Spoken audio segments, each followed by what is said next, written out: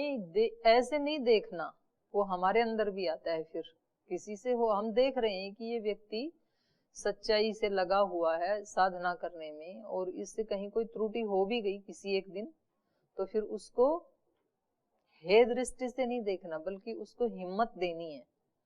तो या तो हम उसको उसके पास में है तो उसके पास जाके स्थूल रूप से कह सकते हैं, उसको हिम्मत दे सकते हैं। साथ में नहीं है तो मन से उसको भावना भेज सकते हैं। कृतकारित अनुमोदिता, तो ये हमारा कैसा पुण्य हो जाएगा? अनुमोदित। जैसे पाप कृतकारित अनुमोदित होते हैं, ऐसे पुण्य भी कृतकारित अनुमोदित होते हैं। किया हुआ पुण्य, किसी से करवाया हुआ पुण्य, और अनुमोदन किया हुआ पुण्य। जब हम किसी की सहायता करते हैं, किसी को क्षमा करते हैं, किसी को हम अन्न आदि देते हैं या दिलवाते हैं या फिर अनुमोदन करते हैं, तो इससे भी हमारा कर्माशय बनता है। तो इन्होंने धृति ही, धैर्य, चीजें जीवन में होती ही हैं। जीवन का नाम ही क्या है? परिवर्तनशीलता का नाम ही जीवन है। तो इसमें सदा एक जैसा समय होता ही नहीं है। आएंगे ऐसे, कभी ऐसा अवसर होगा कि जब सब लोग आपका कहना मान रहे होंगे, आपका सम्मान कर रहे होंगे, आपकी बहुत मतलब एक वो सुयश होगा सब लोगों के बीच में। और ऐसा भी समय आएगा जब लोग आपकी बात नहीं मानेंगे, जब आपका सम्मान नहीं करेंगे, जब आपको कोई तवज्जो नहीं देंगे। तो उस समय में भी अपने चित्त को स्थिरता से युक्त करके रखना, ये धैर्य का लक्षण है। और ये पता तो तभी लगेगा जब प्रतिकूल परिस्थिति आएगी। आप बोलोगे कि कल तक मेरे पास सब कुछ था, धन दौलत थी, मेरे पास शरीर की शक्ति थी, सब मेरे को पूछते थे। घरों में होता है ना ऐसे, माता पिता के पास खूब धन है, दौलत है, और वो युवा हैं, तो बच्चे उनसे डरते रहते हैं और उनका एक छत्र राज्य चलता रहता है। फिर जब बच्चे बड़े हो जाते हैं, सारा पैसा इनकी पढ़ाई पे खर्च हो गया, मकान बनाने में लग गया, ब्याह शादी करने में लग गया, अब इसके पास कुछ नहीं है, और शरीर भी बड़ा हो गया, बुजुर्ग हो गया, अब इससे काम धाम किया भी नहीं जाता है। बच्चे नेग्लेक्ट करना शुरू कर देते हैं जैसे जैसे आयु बढ़ती है। तो ये पूरे संसार में है, ये केवल घर में नहीं है, ये ऐसे संगठन में भी होता है। जो हमारे राज्य प्रभारी बेचारे कई कई सालों से सेवाएं कर रहे हैं, 10-15 साल से कर रहे हैं, अब कुछ नए भाई बहन संगठन में जुड़ते हैं तो वो ज्यादा सेवा करते हैं। फिर यहाँ से हमारे कुछ सन्यासी ब्रह्मचारी नए नए जाते हैं तो कहते हैं तो कुछ सेवा नहीं करते, और वो देखो दूसरा व्यक्ति कितनी सेवा करता है, पता नहीं उसको क्यों प्रभारी बना रखा है। तो फिर उसको हटाने के लिए बात चलती है, तो फिर उसको बड़ा कष्ट होता है, मैंने जो सेवा की वो तो याद ही नहीं है इनको, मैंने कितने लाखों रुपए खर्च कर दिए, कितनी मेहनत की मैंने। घर में भी ऐसे ही होता है कि देखो आज ये बच्चे मेरे को इतना नेग्लेक्ट कर रहे हैं, कभी ये मेरे पीछे पीछे घूमते थे, अभी मैं इनके मुंह की तरफ देख रहा हूँ कि ये बाहर जाते समय ये तो बोल जाएं कम से कम कि हम जा रहे हैं ड्यूटी पे, या ये वापस आते समय कम से कम एक बार पास आके ये तो कह दें कि ठीक ठाक हो माता पिता हो, माता जी ठीक हो, बस इतना ही बोल दें, कम से कम एक तो बोल दें, एक शब्द तो। पहले तो ये स्कूल से आते ही मेरे चारों तरफ राउंड मारता था, माई माँ करता रहता था, अभी एक बार भी आके माँ नहीं बोलता है। पिता बैठे रहे अखबार पढ़ रहे हैं, ये सीधा आके अपने कमरे में चला जाता है अपनी पत्नी के पास, ये एक बार भी पूछता नहीं है कि पापा आपका हेल्थ तो ठीक है। तो व्यक्ति को कष्ट होता है, उस समय कौन साथी बनता है अपना? धैर्य, धीरज। धीरज पिता क्षमा महतारी, धैर्यम यस्य पिता क्षमा च जननी। तो ये धैर्य और क्षमा क्या है? हमारे माता पिता जैसे रक्षा करते हैं। ये जैसे माता पिता की गोद में, उनके आश्रय में बच्चा निश्चिंत रहता है, ऐसे जिसने अपने अंदर धैर्य को बढ़ा लिया और क्षमा का गुण बढ़ा लिया, तो समझ लो वो गोदी में बालक जैसे पलता रहेगा। ये हमारी रक्षा करते हैं। फिर मेरे पास धैर्य है, ठीक है, आप अपना काम कर रहे हैं, हम भी बिल्कुल परेशान नहीं है हम भी। तो फिर ये व्यक्ति उनकी गणना नहीं करेगा कब क्या आता है, सुख आता है या दुख आता है, क्योंकि इसके सामने, साधक के सामने एक लक्ष्य है। इसके लक्ष्य क्या है इसका? ईश्वर की प्राप्ति, ब्रह्म की प्राप्ति। परिस्थितियां अनुकूल भी आएंगी, परिस्थितियां प्रतिकूल भी आएंगी, लेकिन अपने लक्ष्य को कभी भुला मत देना। धुन के धनी बहादुर मंजिल पे पहुंचते हैं, कायर कमीने पंगु रोते हैं हाथ मल के। है दूर के मुसाफिर चलना जरा संभल के, जीवन की चिकनी राह में गिर जाना ना फिसल के। आएंगे ये तो, हाथ मल के रोना नहीं है। लेकिन वो एक श्लोक है ना संस्कृत में, क्वचित भूमौ शय्या, याद है? याद है? बोलो। क्वचिद् भूमौ शय्या क्वचिदपि च पर्यङ्क शयनम्, क्वचिच्छाकाहारी क्वचिदपि च शाल्योदनरुचि,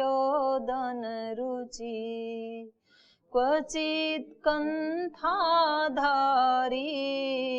क्वचिदपि च दिव्याम्बरधरो, मनस्वी कार्यार्थी न गणयति दुःखं न च सुखं। मनस्वी कार्यार्थी न गणयति दुःखं न च सुखम। कभी भूमि में सोने को मिलेगा, क्वचित भूमौ शय्या, क्वचित अपि च पर्यंक शयनम। पर्यंक कहते हैं पलंग को। कभी किसी घर में जैसे प्रवास पे जाएंगे ना जो साधु सन्यासी, तो कहीं कहीं आपको चटाई पे सोना पड़ेगा, कहीं कहीं किसी अच्छे घर में आपकी व्यवस्था होगी कि बहुत अच्छे बेड पे आपको सोने को मिलेगा। क्वचित भूमौ शय्या क्वचित अपि च पर्यंक शयनम, क्वचित शाकाहारी, मतलब शाक सब्जी मिलेंगे, केवल रोटी नहीं मिलेगी। अपने फल फूल खीरा टमाटर खा के गुजारा कर लेना, नहीं मिलेगा कभी कभी। क्वचित अपि च शाल्योदन रुचि, शाली ओदन अच्छे चावल माने जाते हैं, तो खीर पूरी, अच्छे भोजन, सब्जियां, चटनी, रायता सब मिलेगा कहीं कहीं। क्वचित शाकाहारी क्वचित अपि च शाल्योदन रुचि, क्वचित कंथाधारी क्वचित अपि च दिव्यांबरधरो। कहीं कहीं आपको कभी फटे पुराने वस्त्र मिलेंगे, बहुत पुराने हो गए, फट भी गए, फिर भी नया नहीं मिल रहा है। कहीं कहीं आपको शाल दुशाले उड़ाएंगे। क्वचित कंथाधारी, कंथ कहते हैं गुदड़ी को, जो फटी हुआ वस्त्र होता है ना, फटे वस्त्रों से बनाया जाता है जो। क्वचित कंथाधारी क्वचित अपि च दिव्यांबर, दिव्य वस्त्र। मनस्वी कार्यार्थी, लेकिन जो मनस्वी है, मननशील है, और जो कार्यार्थी है, जिसको अपने कार्य की सिद्धि करनी है, जो साधना के लिए आया है यहाँ पर, ये किसी के भोग और ये अच्छी चीजें या बुरी चीजें ये भोगने के लिए नहीं आया है। लक्ष्य क्या है यहाँ पर? सेवा करना, सेवा करने के लिए आए हैं। और सेवा का लक्ष्य क्या है? अंतःकरण की शुद्धि। और अंतःकरण की शुद्धि का लक्ष्य क्या है? ब्रह्म का साक्षात्कार। ये एक परंपरा है। हम सेवा करेंगे तो अंतःकरण की शुद्धि होगी, अंतःकरण की शुद्धि होगी तो शुद्ध अंतःकरण में उसका प्रतिबिंब हमें दिखाई देगा। तो मनस्वी कार्यार्थी न गणयति दुखम न च सुखम। जिसका लक्ष्य जिसने तय कर रखा है, तो ना तो वो दुख में परेशान होगा और ना वो सुख में बह जाएगा, नहीं तो दोनों ही संभावनाएं हैं। परेशानियां आएंगी तो साधक टूटेगा, वापस आएगा। जैसे में कैसे सेवा करें, वहां तो कोई पूछता ही नहीं है, कोई रहने की जगह नहीं है, खाने की व्यवस्था नहीं है, मच्छर काट जाते हैं रात को, सोने की व्यवस्था नहीं है। तो ऐसे थोड़े ना होता है, दुख में आ जाएगा। और सुख मिले तो बोल जी मैं नहीं आऊंगा अब, और वहां पर मतलब दूसरा स्वामी जी बन जाता है। और लोग आरती उतारने लगते हैं, पैर धोने लगते हैं, क्योंकि ये हरिद्वार से आए हैं, स्वामी जी के शिष्य हैं। तो थोड़ा भी व्यक्ति के अंदर जब उसका लोग सम्मान करने लगते हैं ना, तो फिर वो अपने को बड़ा मानने लग जाता है, और वो कहता है मैं वहां नहीं जाऊंगा, क्योंकि वहां जाके तो सब मेरे को सामान्य देखते हैं, और यहाँ तो सब मेरे को महाराज बोलते हैं, गुरुजी बोलते हैं। तो दोनों संभावनाएं हैं। दुख में घबराना नहीं है, और अनुकूलता आए तो अपने लक्ष्य को भूलना नहीं है। जो आए उसको ले लो, लेकिन अनासक्त भाव से ले लेना, और अपना लक्ष्य पे दृष्टि रखना। फिर कोई बाल बांका नहीं कर सकता है। फिर आप कैसी भी परिस्थिति में रहें, वो परिस्थितियां फिर आपको पराजित नहीं कर सकते। लेकिन ये सारे कब हो पाएंगे? जब व्यक्ति के अंदर धैर्य होगा। धैर्यम यस्य पिता क्षमा च जननी शांतिश्चिरम गेहिनी। और जो मनु महाराज ने धर्म के लक्षण गिनाए 10, उनमें भी सबसे पहला लक्षण है ये धर्म का, धृति। धृति क्षमा दमोस्तेयम। तो ये शौच, धृति, क्षमा, ये सारे सब शास्त्रों में, नीति ग्रंथों में, मत पंथ संप्रदायों में अलग अलग रूपों में, अलग अलग स्थान पे इन सब का वर्णन किया है। तो इसका मतलब है कि ये बेस हैं आध्यात्मिक जीवन के, ये आधार हैं। क्योंकि कोई आधार के ऊपर ही भवन बनाया जा सकता है, नींव नहीं है तो कैसे भवन बनाएंगे? तो ये हमारे जीवन के आधार हैं। इसलिए स्वामी जी महाराज कहते हैं कि जिनको सेवा वर्ग में रहना है, जो सेवा करने वाले हैं, और सब ही सेवा करने वाले, व्याकरण दर्शन आदि पढ़ करके भी सेवा ही करने वाले हैं, सबको सेवा ही करनी है जीवन में। तो जिसको भी सेवा करनी है, उनको पहले ये अपना बेस मजबूत बना लेना चाहिए। नहीं तो कई बार विद्यार्थी कहते बोलते हमें क्यों पाठ में पढ़ाई क्यों करवाते हैं, हमें तो सेवा करनी है, हम तो सेवा करेंगे, हम पढ़ेंगे नहीं। तो भाई सेवा करने के लिए पहले आपके अंदर ताकत तो होनी चाहिए ना। तो सेवा तो वो ही कर पाएगा जिसके अंदर सामर्थ्य है। सेवा किसके हिस्से में आती है? सामर्थ्यवान व्यक्ति के हिस्से में आती है सेवा। और असामर्थ्यवान व्यक्ति क्या करता है? वो सेवा लेता है, देता नहीं है। सामर्थ्यवान क्या करता है? सेवा देता है। असामर्थ्यवान क्या करता है? सेवा लेता है। वो जिसका शरीर समर्थ नहीं है, तो वो शरीर से सेवा देगा या लेगा? लेगा, उसको चाहिए कोई। जो धन से असामर्थ्यवान है, गरीब है, तो वो धन से सेवा लेगा या देगा? लेगा। वो किसी से देने के पास है ही नहीं ना उसके पास। जो ज्ञान से सामर्थ्यवान नहीं है, वो ज्ञान की सेवा देगा या लेगा? वो लेता है किसी से। उसको हर कदम पे किसी की गाइडेंस चाहिए होती है, क्योंकि उसके पास नहीं है। तो ये सारी सामर्थ्य बढ़ा करके तब हम सेवा देने के योग्य हो सकते हैं। और सारी नहीं तो कम से कम कोई एक सामर्थ्य तो होनी चाहिए व्यक्ति में। तो किसी एक विषय का तो स्पेशलाइजेशन होना चाहिए, और ये बेसिक है, इसको स्पेशलाइजेशन नहीं कहेंगे। ये जो है क्षमा, धृति, शौच, अहिंसा, अद्रोह, न अतिमानिता, ये सारे तो बेसिक हैं। ये जो बता रहे हैं ना दैवी संपद, ये तो आधार हैं।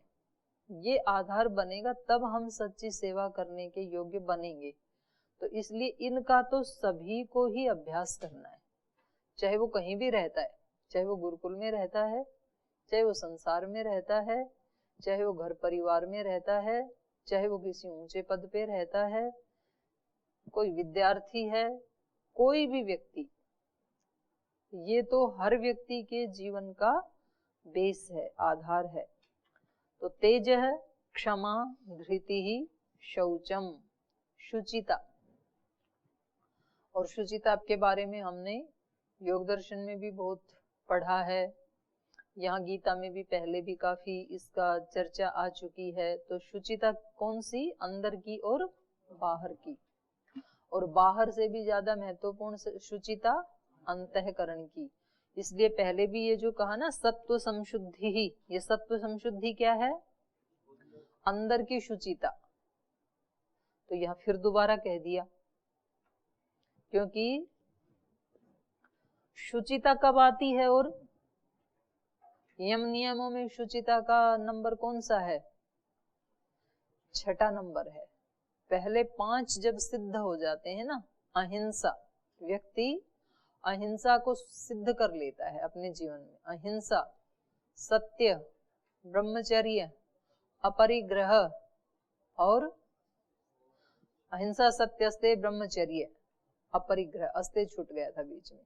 ये 5 जब हमारे सिद्ध हो जाते हैं ना, तब असली शुचिता आती है, नहीं तो फिर अशुचिता ही रहती है। यदि मन में थोड़ा सा भी हिंसा है कहीं ना कहीं, तो शुचिता नहीं आएगी। अगर कहीं भी थोड़ा असत्य है जीवन में अभी, तो शुचिता नहीं आएगी फिर अंतःकरण की।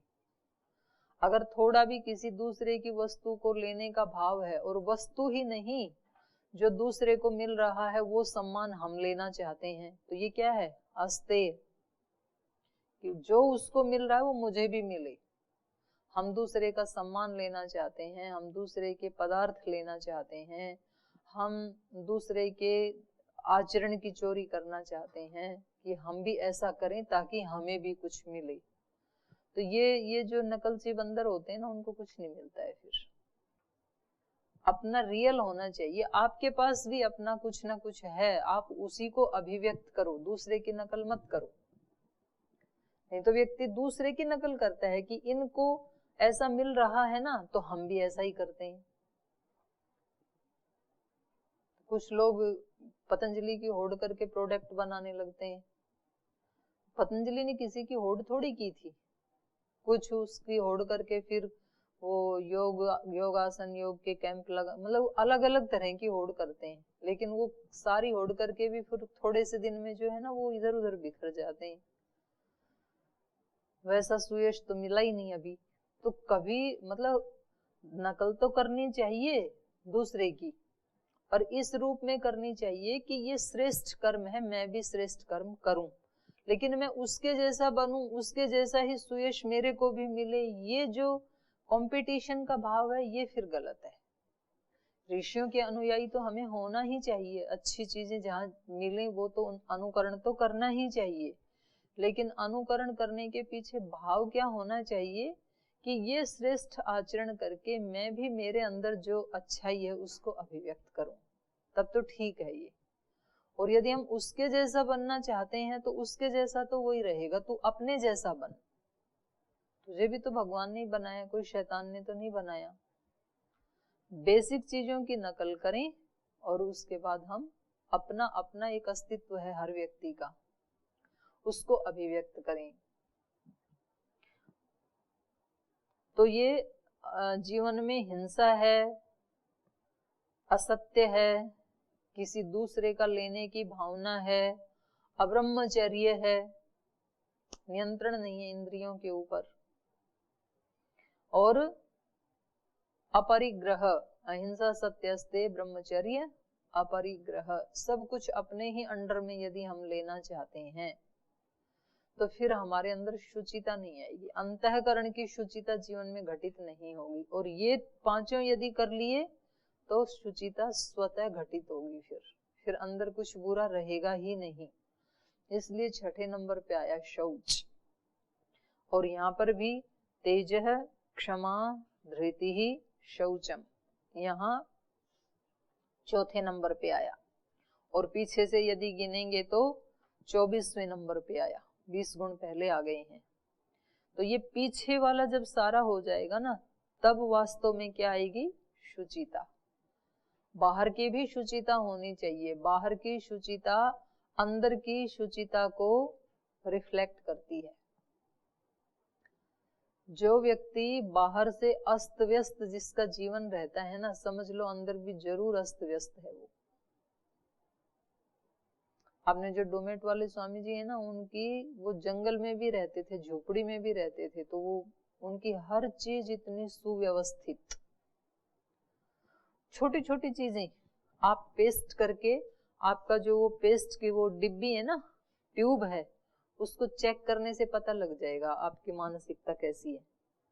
कईयों का तो वो आधा तो ढक्कन में पेस्ट लगी होती है, आधा जहां से बंद करते हैं वहां पेस्ट लगी होती है, कभी उसको खुला छोड़ देते हैं, कभी वो कट जाएगी इधर से वो ट्यूब, मतलब वो उसको देख के पता लग जाएगा कि इस व्यक्ति के चित्त की स्थिति कैसी है।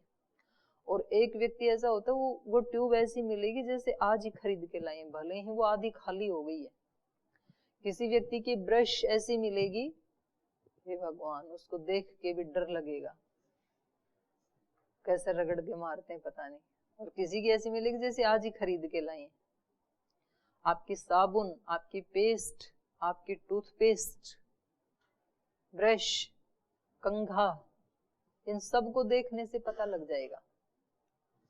पहले लोग ना इतने बुद्धिमान होते थे, जैसे वो घर में शादी करके आते हैं ना, तो जब नई दुल्हन घर में आती है तो कुछ बर्तन ऐसे बिखेर के रख देते हैं जब फर्स्ट टाइम आती है तो, और फिर उसको कहेंगे तू इसको इकट्ठा कर, और उसको निर्देश ये दिया जाता है कि आवाज नहीं आनी चाहिए इकट्ठा करते समय।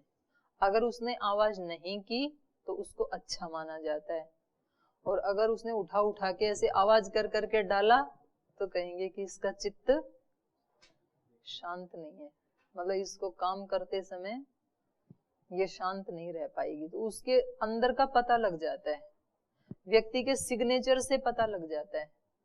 जिनके सिग्नेचर ऐसे टेढ़े मेढ़े घुमा के ऐसे ऐसे होंगे ना, उसका अंतःकरण भी ऐसा ही घुमावदार होता है, जटिल कुटिल होता है। और जिसके सिग्नेचर बहुत साफ सुथरे होते हैं ना, उसका अंतःकरण भी साफ सुथरा होता है। छोटी छोटी चीजें हैं ये, लेकिन उनके पीछे साइंस है, विज्ञान छिपा हुआ है। तो हमारी छोटी छोटी चीजों से पता लग जाएगा अंदर कितनी शुचिता है। ये चीजें अंदर जब तक नहीं आएंगी तब तक अंतःकरण की शुचिता नहीं आएगी। कुछ ना कुछ तो व्यक्ति अंदर ना बहुत जटिल होता है। एक व्यक्ति किसी से मतलब कुछ प्रश्न भी सुनता है ना, तो उसको ऐसा घुमाता है कि वो किसी भी तरह से अटक जाए, उलझ जाए।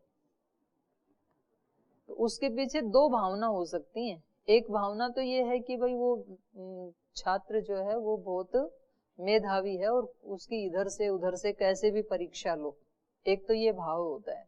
और दूसरा भाव ये होता है कि मुझे इसको उलझाना है। तो ये अंदर वाली शुचिता जो अंदर होगा वो बाहर कहीं ना कहीं दिखेगा।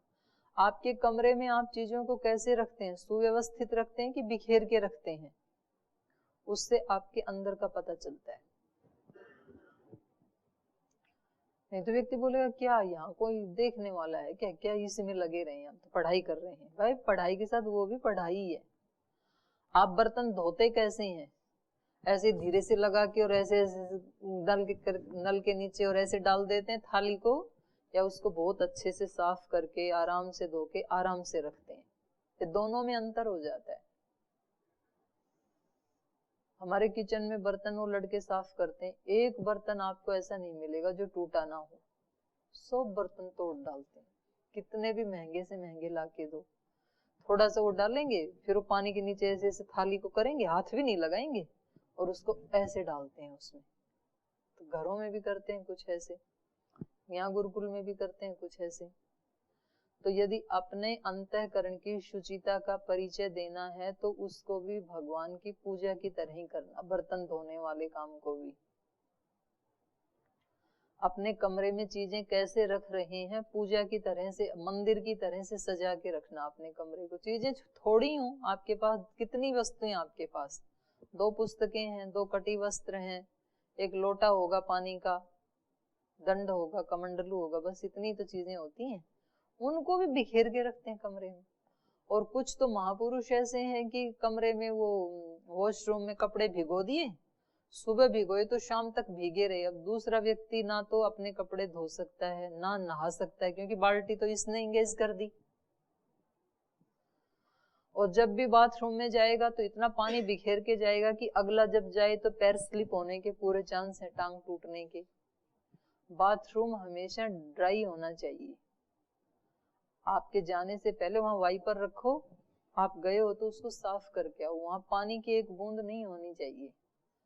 जिस नल से आप नहाते हो उस पे साबुन का हाथ लगा हुआ नहीं होना चाहिए।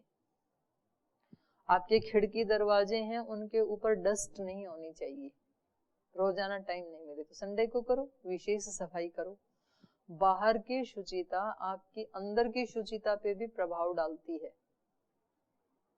आप कहेंगे जैसे मैं बाहर के इस धूल को, मिट्टी को हटा रहा हूं, ऐसे ही मेरे इन कर्मों से मेरी अंदर की भी धूल मिट्टी हटे, ऐसा आप भाव करेंगे तो वो हटती है। फिर जैसे यहाँ मेरे को साफ सुथरा सब अच्छा लग रहा है, वैसे ही मेरा अंदर का साफ सुथरा सब मेरे प्रभु को अच्छा लगता है, इसलिए मैं अंदर का भी हटा रहा हूं अपने इन कर्मों से। तो शुचिता का मतलब यम नियमों में, योग के अंगों में अपना एक स्थान है। जिस स्थान पे बैठ के पढ़ते हैं वो कितना पावन मंदिर जैसे है वो। तो जैसे मंदिर में व्यक्तियों की भावना होती है, वो आते ही वहां दरवाजे पे घुसते ही उसको माथे से लगाते हैं उस मिट्टी को, कि इस वाली मिट्टी में बैठ करके हमारे जीवन का उत्थान करने का कुछ मिलेगा हमें प्रसाद यहाँ पर। तो मंदिर में जाते समय व्यक्ति उसकी चौखट पे जाते ही या तो मत्था टिकाते हैं या तो हाथ से छूते हैं, उसको चुचकारते हैं उस मिट्टी को। तो ये सब भावनाएं हैं और उससे फर्क पड़ता है अंदर। तो जैसे ही आप इसके अंदर एंटर करते हैं तो मन में ये भाव आना चाहिए कि हम विद्या के मंदिर में प्रवेश कर गए हैं, और उस स्थान को बिल्कुल साफ सुथरा रखना चाहिए बाह्य दृष्टि से भी, और फिर आंतरिक दृष्टि से सबका साफ रहेगा तो फिर वो सूक्ष्म दृष्टि से भी फिर साफ रहता है। तो ये तेजः क्षमा धृतिः शौचम अद्रोहः। अद्रोह माने द्रोह का अभाव, ये भी दैवी संपद है। द्रोह कहते हैं, एक होता है क्रोध, किसी ने हमारा अहित किया, अपकार किया और हमने भी बदले में उसका उल्टा जवाब दे दिया, तो उसको कहते हैं क्रोध। और कई बार हम क्रोध तो नहीं करते हैं क्योंकि हमारे अंदर उतनी ताकत नहीं है, लेकिन हम उस स्थिति को पकड़ के रख लेते हैं कि मौका मिलेगा ना जब कभी मेरे को, तब मैं इसको इसका उत्तर दे दूंगा। तो ये है द्रोह। मतलब उस व्यक्ति को नहीं बताएंगे, हम उसके साथ काम करते रहेंगे, लेकिन मौका मिलते ही हम उसका अपकार कर देंगे, क्योंकि हमने अंदर अंदर से पहले ही ठान लिया था कि जब कभी मुझे मौका मिलेगा तो मैं आपका भी नुकसान कर दूंगा। तो फिर कहते हैं कि भाई उस व्यक्ति ने ना मेरे साथ द्रोह कर दिया, मित्र बन के मेरा पार्टनर बना, सहयोगी बन करके मेरे जीवन में आया और उसने फिर मेरे साथ द्रोह कर दिया। द्रोह मतलब बदला ले लिया उसने, कहीं कोई या तो कोई पिछले जन्म का था या कोई इस जन्म का कोई बुरा उसके साथ किया होगा, तो ये अद्रोह। लेकिन जो साधक होते हैं वो कभी भी किसी के किए हुए अपकार को याद नहीं रखते, वो उसको उसी समय ही भुला देते हैं। जो पहले क्षमा आया था ना, वो क्षमा करके उसको धो देते हैं। जैसे जो जागरूक घर में जो इंसान होते हैं, महिलाएं होती हैं, जैसे चाय पी रहे हैं और कपड़े पे या सोफा पे थोड़ी चाय गिर गई तो वो क्या करते हैं, तुरंत धो डालते हैं उसको। अगर उसको थोड़ी देर भी छोड़ेंगे ना तो दाग पक्का हो जाएगा, तो वो तुरंत डिटर्जेंट लगा के उसको धो देते हैं, वो उसी समय साफ हो जाता है। और जो नादान है, आज भी पड़ा, कल भी पड़ा, परसों भी पड़ा, फिर थोड़े दिन में तो दाग ही दाग हो जाते हैं। तो ये जो बदले की भावना वाला जो है, ये द्रोह बन जाता है फिर। तो साधक अद्रोही होते हैं, वो किसी का याद नहीं रखते हैं बुरा किया हुआ, सबको क्षमा करके उसी समय साफ करते चले जाते हैं। तो ये सारे दिव्य गुणों की चर्चा शेष हम कल करेंगे। आज यही कक्षा को विराम देते हैं।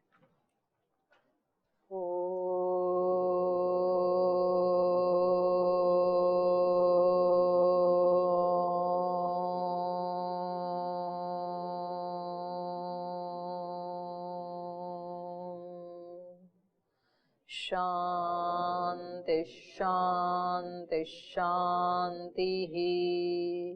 श्री गुरुभ्यो नमः।